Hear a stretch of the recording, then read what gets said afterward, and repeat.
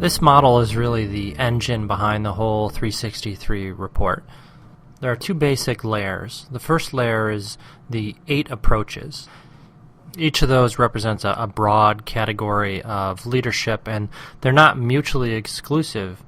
In fact, the approaches that are adjacent to each other have a lot more in common. And so if someone's high in the energizing approach, then they're more likely to be high in the pioneering approach. On the other hand, when we look at someone who's very high in the energizing approach, they're a lot less likely to be high on the deliberate approach. So, much like DiSC, this is a circumplex. Things across from each other in the circle are less related, and then things adjacent to each other are more related. And then each approach has 3 practices underneath it. And so these are basically subcategories.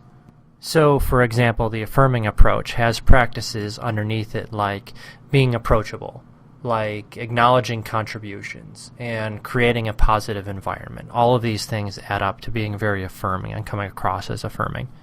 Now, one question that comes up a lot is, how does this relate to DiSC? And you'll see as you go through the report, DiSC is not explicitly addressed in the report, but it is behind the scenes. In the process of assessing the leader, we do actually gather their DiSC style. And so that information is used to provide context, provide narrative, to help explain and help the person get a better understanding of what their feedback means. So if the participant isn't DiSC literate, then that's fine. They don't need to know DiSC in order to use this tool. On the other hand, if the participant is DiSC literate, this can really help out with the facilitation of the tool and help them to gather some additional insights. Another really good question is, do I have to have mastery over each one of these areas to be an effective leader? The simple answer is no. You don't have to be an expert. There are going to be certain areas that aren't natural for you, and they're probably never going to be natural. On the other hand, all of these things, whether or not we're talking about the approaches or practices, are really important in leadership. And so having some basic level of competency in all of them really is needed, or they're going to start to hamper your effectiveness. Of course, providing a real specific definition of what is a basic level of competency is tricky. When we get into the report, we'll see that the average for most of these scales tend to be around 5.5 on a 7-point scale. And I would say that for most people, anything in the 4 range is really a red flag and worth exploring. But the point I'm trying to make here is on a more conceptual level, and that is none of these 24 practices or 8 approaches are things that you can blow off.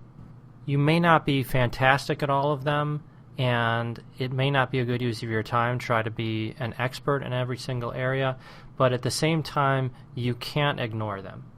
If you're clearly deficient in one of these areas, it's going to cause problems for you, and it's going to cost your leadership effectiveness.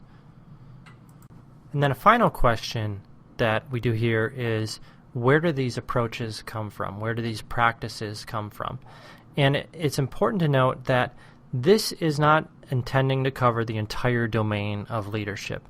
Things like intelligence or honesty or character or even job knowledge are not included in here.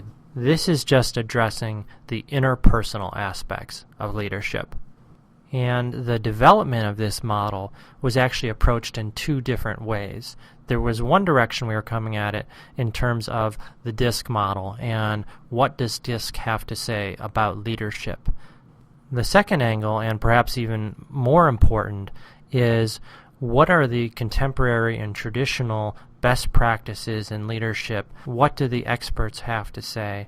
And as we started collecting data, what we found was a very cool and robust relationship between some of these age-old principles and even more of the contemporary principles as well, and what DiSC has to say about the person. And so you'll see areas like energizing or affirming in Kouzes and Posner's work. But if you read Jim Collins' work on, let's say, level 5 leadership, he talks a lot about the need for leaders to be humble and to have resolve. This model helps to integrate these different approaches and understand how they relate to each other in a way that both conceptually and statistically is supported very well by the data.